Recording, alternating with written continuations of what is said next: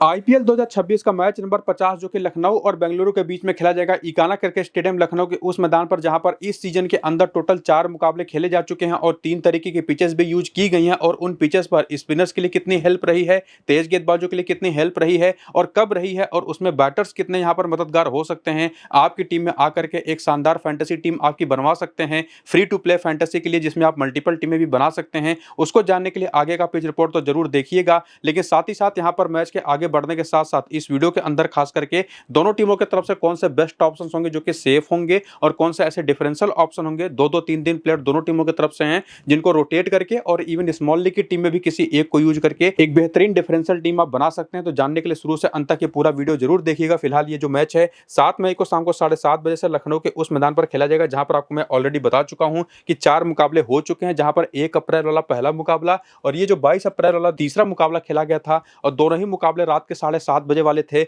इन दोनों मुकाबलों को हमने देखा कि लाल मिट्टी की पिच पर खेला गया, जहां पर लखनऊ की टीम ने पहले वाले मुकाबले में 141 रन बनाए और टीम ऑल आउट हो गई। पावर प्ले के दौरान यहां पर तेज गेंदबाजों को ठीक ठाक हेल्प मिल रही थी दोनों इनिंग्स के अंदर, जैसे कि आप देख पाएंगे टोटल मिलाकर के 6 विकेटें गिरी और उसमें दिल्ली की टीम ने उस स्कोर को चेज करते हुए 145 रन बना दिए 4 विकेट के नुकसान पर, और दोनों इनिंग्स में मिलाकर के 10 विकेटें यहां पर तेज गेंदबाजों को मिली, जबकि पहली इनिंग में केवल 3 विकेट यहां पर स्पिनर्स को मिला था। और जो दूसरा मैच इसी सेम पिच पर खेला गया, यूज्ड पिच पर, वहां पर फिर से राजस्थान की टीम ने जब पहले बैटिंग करी तो फिर से पावर प्ले में यहाँ पर तेज गेंदबाजों के लिए हेल्प यहाँ पर थी और दोनों इनिंग्स में मिलाकर के 6 विकेटें गिरी, 3-3 विकेटें दोनों इनिंग्स के अंदर, और वहां पर राजस्थान की टीम केवल 159 रन ही बना पाई 6 विकेट के नुकसान पर। हालांकि इसी लाल मिट्टी की पिच पर जहां पर शुरुआत में तेज गेंदबाजों को हमने मदद मिलती दिखी, जैसे ही ये पिच यूज्ड हो गई, यानी कि सेकंड मैच उसी सेम पिच पर खेला गया, बाद में जाकर के वहां पर जो गेंदें थी बल्ले पर फंस करके आ रही थी, यानी कि जो पिच थी उस पर वेयर एंड टेयर क्रिएट हो चुका था और रन बनाने मैच के आगे बढ़ने के साथ साथ वो काफी मुश्किल हो गए थे। तो वहां पर राजस्थान की टीम ने तो केवल 159 रन बनाया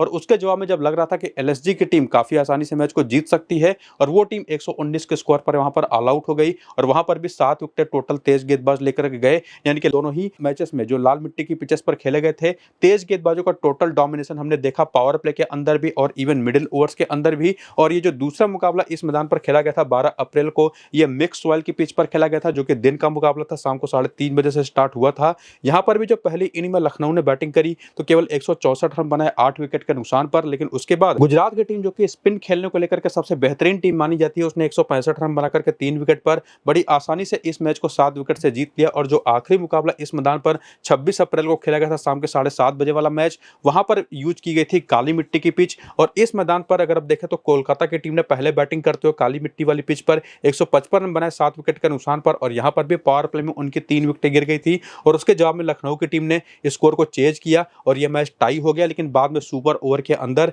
केकेआर की टीम ने उस मुकाबले को जीत लिया। तो अभी तक जो तीनों तरीके की पिचेस यहां पर यूज की गई हैं, उसमें एक कॉमन चीज हमने देखा है कि गेंद जैसे ही पुरानी होती है बल्ले पर फंस करके आती है, और चाहे वो लाल मिट्टी की पिच हो, काली मिट्टी की पिच हो या मिक्स सॉइल की पिच हो, मिडिल ओवर्स में रन बनाने उतने आसान यहां पर होते नहीं, चाहे वो पहली इनिंग की बैटिंग हो चाहे सेकेंड इनिंग की बैटिंग हो। लेकिन उसी में अगर लाल मिट्टी की पिच मिल जाएगी तो शुरुआत में वहां पर सीम मूवमेंट भी मिलेगा, तेज गेंदबाज वहां पर गेम में बने रहेंगे पूरे मैच के दौरान। तो इस तरीके से जो ये मैदान है वो साबित हो चुका है कि इन पूरे आईपीएल के दौरान जितने भी यहाँ पर मैदान यूज किए गए हैं, सबसे लो स्कोरिंग मैचेस कहीं पर देखे गए हैं तो वो इसी मैदान पर हुआ है। और यहाँ पर जो तेज गेंदबाजों को हेल्प मिल रही है वो तो आप देख ही पाएंगे, जहां पर स्पिनर्स को विकेटें तो बहुत ज्यादा नहीं मिली हैं, लेकिन अब यहाँ पर टूर्नामेंट के आगे बढ़ने के साथ साथ ये एक ऐसा मैदान बन चुका है जहां पर स्पिनर्स को सबसे ज्यादा डिग्री ऑफ टर्न यहाँ पर मिलती हमने देखी है। 2.3 डिग्री का टर्न इस मैदान पर अभी तक मिला है, जो कि आईपीएल के और किसी भी मैदान पर हमने देखा नहीं। और इन चारों मुकाबले में जहां पर आप देख पा रहे होंगे कि 2 बार पहले बैटिंग करने वाली टीम,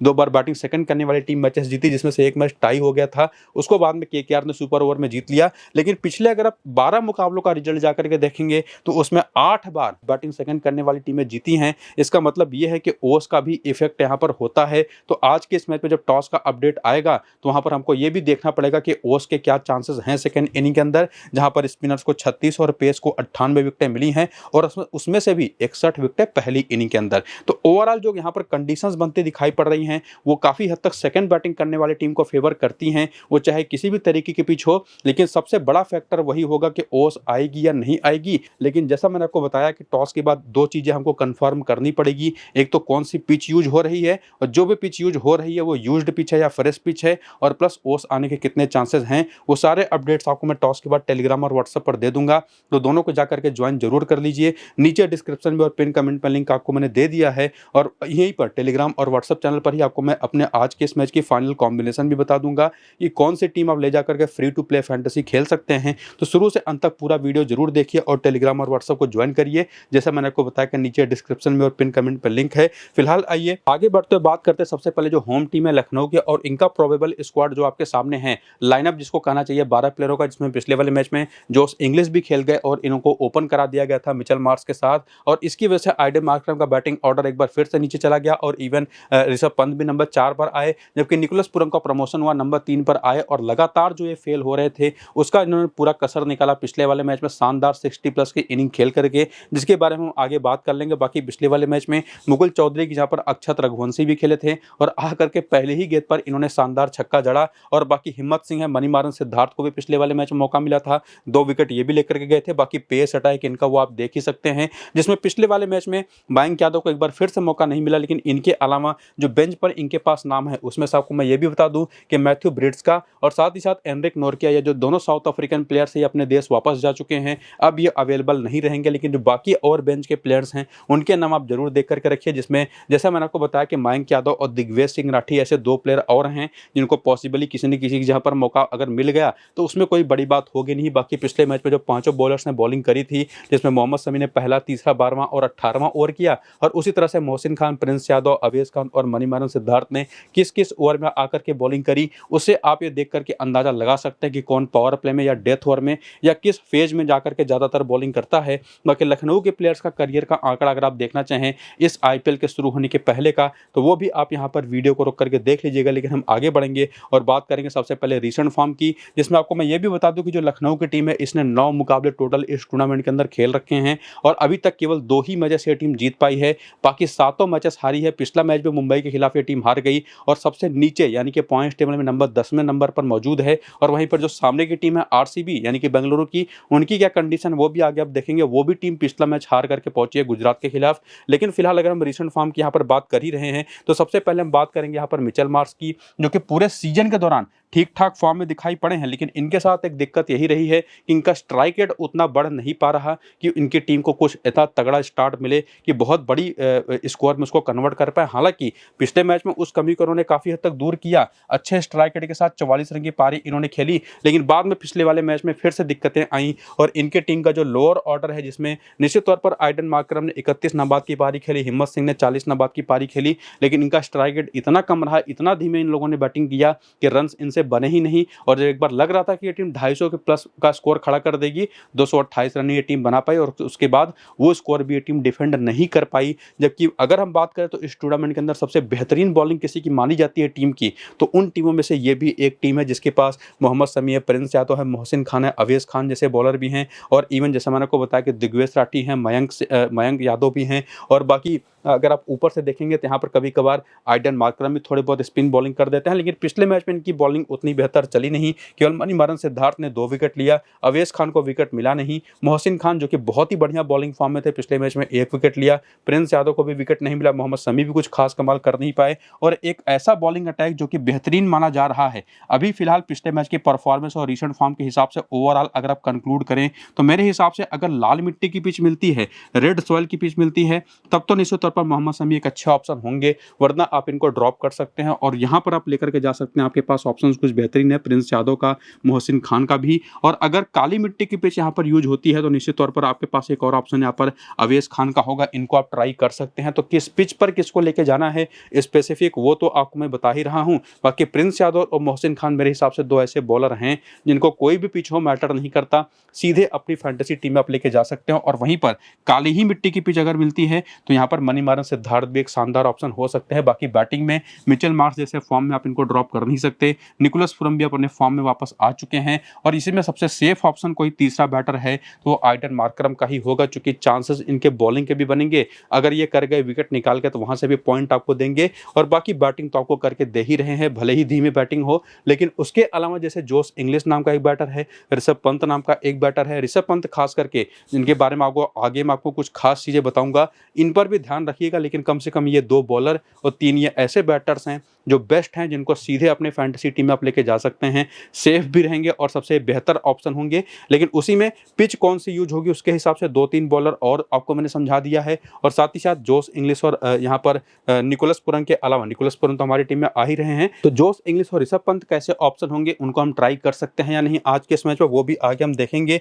और उसी को देखने के लिए अगर आप आगे बढ़े और आए हेड टू हेड स्टैट्स की तरफ, तो ऋषभ पंत के आंकड़े खास करके अगर आप देखें बेंगलुरु के खिलाफ, तो 14 मैच में 540 रन है, 49 का एवरेज है। और पूरे आईपीएल के अंदर लखनऊ के अलावा जो बाकी 9 टीमें हैं उनमें किसी टीम के खिलाफ ये सबसे बेहतरीन बैटिंग करते हैं, तो वो टीम वही है जो कि बेंगलुरु के नाम से जानी जाती है। बाकी मिचेल मार्श के आंकड़े देखेंगे तो थोड़े से एवरेज ही हैं, इवन इंग्लिश और पूरन के आंकड़े भी एवरेज हैं, इवन बाकी बैटर्स के भी। और बॉलिंग में भी देखेंगे तो मोहम्मद शमी के 15 मैच में 15 विकेट हैं, मोहसिन खान के 1 मैच में 1 विकेट है, अवेश खान के तो 9 मैच में 8 ही विकेट है। और बाकी प्लेयरों के भी नंबर्स अगर आप देखें तो मयंक यादव के जरूर 1 मैच में 3 विकेट है, ये एक अच्छे ऑप्शन हो सकते हैं। बाकी यहाँ पर एक डेटा शायद मिस हो गया है, वह है प्रिंस यादव का, जिनके 1 मैच में 3 विकेट हैं। ये जरूर आप देख लीजिएगा ध्यान से, इसको भूलिएगा मत। जो लास्ट वाला मैच इन दोनों टीमों का इसी टूर्नामेंट के अंदर खेला गया था ना, उसी में ये 3 विकेट इन्होंने लिए थे। तो जो पिछला मैच हुआ था इन दोनों टीमों का इसी टूर्नामेंट के अंदर, उसमें भी हालांकि बेंगलुरु की ही टीम जीती थी और काफी आसान जीत उनको वहां पर मिली थी और उसी में इन्होंने 3 विकेटें चटकाई थी। तो ये डेटा थोड़ा सा मिस हो गया, तो उसको मैंने आपको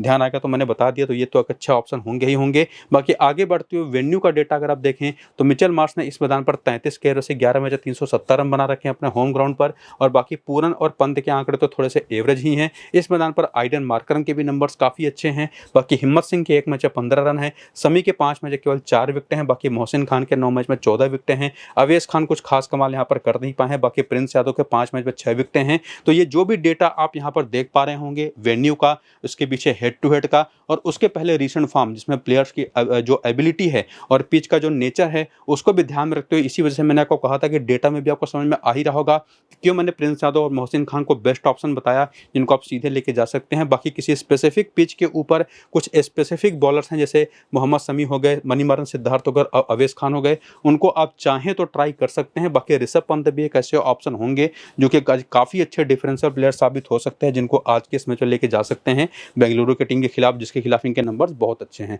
और बाकी आगे बढ़ते हुए प्लेयर बैटल का डेटा आपके सामने, जिसमें मार्करम रसिक डार की 4 गेंद पर 8 रन बना करके 1 बार आउट हो चुके हैं। बाकी रोमारिया सेफर्ट पर भी 25 गेंद पर 40 रन बना करके 2 बार आउट हो चुके हैं। तो ये ऐसे 2 बॉलर सामने की टीम में है जो इनको परेशान करते रहे हैं। बाकी लेफ्ट आर्म ऑर्थोडॉक्स बॉलिंग इनकी एक कमजोरी रही है, जो कि मिचेल मार्श की भी होती है, जो कि बाएं हाथ के तेज गेंदबाजी पर भी फंसते हैं। बाकी कुणाल पांड्या और भुवनेश्वर कुमार ने इनको सस्ते में निपटा रखा है एक बार। बाकी ऋषभ पंत की बात करें तो ये भी भुवनेश्वर कुमार पर 2 बार आउट हुए हैं, लेकिन अच्छे खासे रन बना करके। बाकी 3 बार कुणाल पांड्या ने भी इनको आउट कर रखा है 80 रन देकर के। बाकी आयुष बदौनी और निकोलस पुरन के भी नंबर्स आपके सामने हैं। और जो सामने की टीम है जिनके पास ऐसे स्विंग बॉलर्स हैं, खास करके जोश हेजलवुड और भुवनेश्वर कुमार, तो वो तो डोमिनेट करेंगे ही किसी भी बैटिंग अटैक को। और बाकी सामने की टीम में जो कि कोई बाएं हाथ का प्रॉपर तेज गेंदबाज ऐसा फिलहाल नहीं है जिसको वो लोग प्लेइंग इलेवन में खिलाएं। हालांकि मंगेश यादव जैसा एक बॉलर है, अगर वो खेल जाते हैं तो बहुत अच्छे ऑप्शन होंगे। बाकी रसिक डार का नाम आपने देखा ही, स्लो रन्स बहुत अच्छी करते हैं, वो भी एक बहुत अच्छे ऑप्शन होंगे। जो पिछला मैच तो नहीं खेले थे, लेकिन अगर आज खेलेंगे तो मोस्ट प्रोबेबली वेंकटेश अय्यर, जिनको पिछले मैच में इनको यूज करना पड़ा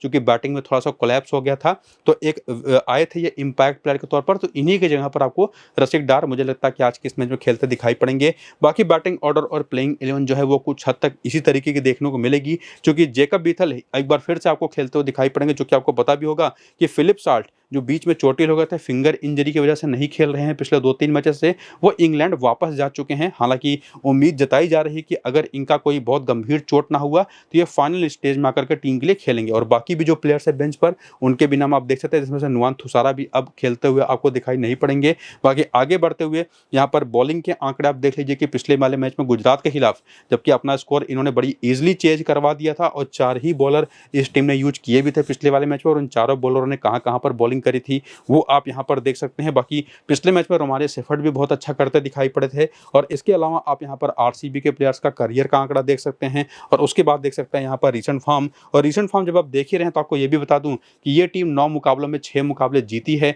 और पॉइंट्स टेबल में काफी ऊपर है, नंबर 2 पर। तो निश्चित तौर पर काफी बेहतर परफॉर्मेंस ओवरऑल प्लेयर्स की रही है। लेकिन पिछला मैच ये टीम गुजरात टाइटंस के खिलाफ हार गई। और बाकी विराट कोहली का फॉर्म तो लगा हुआ है, उसमें कोई डाउट है नहीं। 28, 23 नाबाद 81, इस तरीके की जो शानदार पारियां रही हैं। पिछले मैच में आउट जरूर हो गए जल्दी, लेकिन काफ़ी तेज तर्रार 28 रन इन्होंने बनाए थे। बाकी जेकब बेथल का फॉर्म अभी वापस आ नहीं पाया है और वहीं पर देवदत्त पड्डीकल अपने करियर के बेस्ट फॉर्म में है, जैसा कि मुझे देखने में लगा भी। बाकी रजत पाटीदार जिन्होंने टूर्नामेंट की शुरुआत बहुत अच्छी करी थी, इनका फॉर्म जरूर डिप कर गया है। बाकी जितेश शर्मा और टीम डेविड भी वो उतने रन बना के दे नहीं पा रहे पिछले 2-3 मैच से। और कुणाल पांड्या की तो बॉलिंग पिछले मैच में आई नहीं, लेकिन यूटिलिटी बेसिस पर एक बहुत अच्छे ट्रम्प ऑप्शन ये रहेंगे, खास करके इस पिच पर जहां पर स्पिनर्स के सबसे ज्यादा टर्न हमने देखा है इस पूरे आईपीएल के सीजन में। और बाकी रोमारियो सेफर्ड, इन्होंने भी पिछले मैच में 17 रन बनाने के साथ साथ 2 विकेटें ली थी। और इस बात को ध्यान में रखते हो कि इस टीम की बैटिंग जो कि अब उतने अच्छे फॉर्म में दिखाई नहीं पड़ रही है, तो आप रिस्क ले सकते हैं निश्चित तौर पर रोमारियो सेफर्ड पर। आप इनको एक ट्रम्प ऑप्शन के तौर पर ट्राई कर सकते हैं। तो या तो कुणाल पांड्या या तो रोमारियो सेफर्ड में दोनों में से किसी भी एक को आप लेके जा सकते हैं, इवन दोनों को भी लेके जा सकते हैं। और बाकी बॉलिंग में बात करें तो भुवनेश्वर कुमार और हेजलवुड का तो कोई रिप्लेसमेंट है ही नहीं, ये दोनों सीधे हमारी टीम में आएंगे बिना किसी डाउट के। बाकी एक और ट्रम्प यहाँ से सुयश शर्मा निकल करके आते हैं, जिनको अगर आप काली मिट्टी की पिच देखें तो सीधे अपनी टीम में रख सकते हैं। तो इस तरह से प्लेयर सिलेक्शन आज के इस मैच आपको करना है। और बाकी रसिक डार अगर खेल गए तब तो कोई डाउट ही नहीं है, सीधे हमको अपनी टीम में रखना है। तब वहां पर आपको ना तो सुयश शर्मा की जरूरत है, ना तो even Kunal Pandya Romario shepherd की ही जरूरत है। तब सीधे आप यहाँ पर तीनों तेज गेंदबाजों को रखिए और प्लस किसी 3 बैटर को रख लीजिए या कोई एक ऑलराउंडर, इनमें से भी आप अपनी टीम में लेके जा सकते हैं। तो इसी तरह से सिलेक्शन आपको आज के इस मैच में करना है आरसीबी की तरफ से। लेकिन कुछ और आंकड़े अगर आप देखें, जिसमें सबसे पहले बात आती है हेड टू हेड की, तो जो ये आरसीबी के प्लेयर्स है जब भी ये खेलते हैं लखनऊ के खिलाफ, तो विराट कोहली के नंबर्स देखेंगे तो 34 का बैटिंग एवरेज है। रजत पाटीदार के आंकड़े बहुत ही शानदार है, लखनऊ के खिलाफ 60 का, 4 मैच 182 रन, जो कि 3 ही बार आउट हुए हैं। तो आज ये एक बहुत अच्छे डिफरेंशियल प्लेयर बन सकता है, जो कि पिछले 2-3 मैच से उतना बेहतर कर नहीं पाए हैं। और बाकी बैटर्स में भी, जो कि टीम डेविड ने 4 मैचेस खेले हैं, 94 रन बनाए और एक ही बार आउट हुए, तो 94 का ही एवरेज भी है। कुणाल पांड्या के 2 मैच में 2 विकेटें हैं, रोमारियो सेफर्ड के 3 मैच में 23 रन है, 3 विकेटें हैं। बॉलिंग में भुवनेश्वर कुमार के 6 मैच में 7 विकेटें हैं। और आज अपना पहला ये जो मैच खेलेंगे वो अपने होम ग्राउंड पर ही खेलेंगे। और बाकी जोश हेजलवुड के 4 मैच में 10 विकेटें हैं। हालांकि सुयश शर्मा के 3 मैच में कोई विकेट नहीं है। रसिक डार के 2 मैच में 4 विकेट जरूर है। बाकी फिलिप साल्ट के भी आंकड़े चाहे तो देख सकते हैं, हालांकि ये इस मैच में खेलेंगे नहीं। बाकी आगे बढ़ते हुए वेन्यू स्टैट को देखने के बाद अगर आप प्लेयर बैटल भी देखें, वो आपके सामने है। और इसमें ध्यान रखिएगा, ये जो वेन्यू के नंबर्स थे ना, इसमें भी अगर आप देखेंगे तो यहाँ पर भी टीम डेविड के 3 मैच में 68 का एवरेज इसी वजह से है, क्योंकि 68 रन जो इन्होंने बनाए हैं 3 मैच में, आउट एक ही बार हुए हैं। और यहाँ पर जितेश शर्मा के भी आंकड़े बढ़िया हैं, लेकिन रजत पाटीदार यहाँ पर चले नहीं है, देवदत्त पड्डीकल यहाँ पर चले नहीं है, लेकिन विराट कोहली ने यहाँ पर काफी अच्छा काम किया है। तो जो फाइनल मेरा कंक्लूजन बनेगा वो यही रहेगा कि विराट कोहली और देवदत्त पड्डीकल ये तो 2 बेस्ट ऑप्शन है, जिनको सीधे अपनी टीम में एज अ बैटर लेके जाएंगे। बाकी बॉलिंग में भुवी और हेजलवुड होंगे, रसिक डार अगर खेलेंगे तो ये 5वें बेस्ट ऑप्शन है। बाकी छठा कोई प्लेयर आपको ट्राई करना तो जेकब बेथल हैं, रजत पाटीदार हैं, कुणाल पांड्या और रोमारियो सेफर्ड हैं। इनको आप अलग अलग जब मल्टीपल टीमें बनाएंगे अपनी फ्री टू प्ले फैंटेसी के लिए, तो उसमें रोटेट करके लेके जा सकते हैं। तो ऑप्शंस तो आपके पास ढेरों सारे हैं